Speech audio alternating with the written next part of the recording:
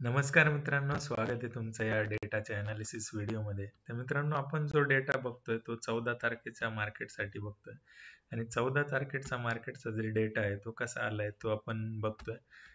रिटेलरने ज्या पोझिशन्स आहेत ना, ते 1,00,000च्या पोझिशन्स त्या ठिकाणी वाढवलेल्या आहेत मित्रांनो. तर 1,00,000च्या पोझिशन्स त्या ठिकाणी ऍड झाल्यात. त्याचबरोबर एफ-आयची आणि प्रोची गोष्ट कराल तर एकदम साईडवेज, एकदम नॉर्मल काम झालंय.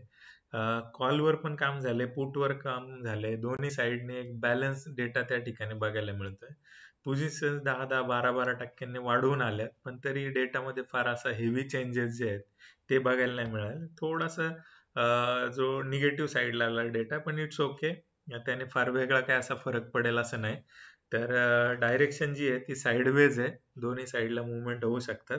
थोडासा बायस हा त्या ठिकाणी आपल्याला निगेटिव्ह साईडचं आपल्याला बघायला मिळतं, पण नेसेसरी नाहीये की मार्केट दिवसभर निगेटिव्ह राहील. ते मे बी कव्हर पण होऊ शकतं, कारण डेटा असा हेवीली काय निगेटिव्ह त्या ठिकाणी आपल्याला बघायला मिळत नाहीये. तर एक 30-40 पॉईंट वरती, 30-40 पॉईंट खाली अशा हिशोबाचा हा डेटा आहे.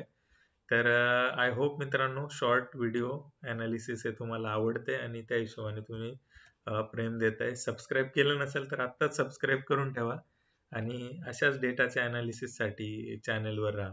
थँक्यू मित्रांनो.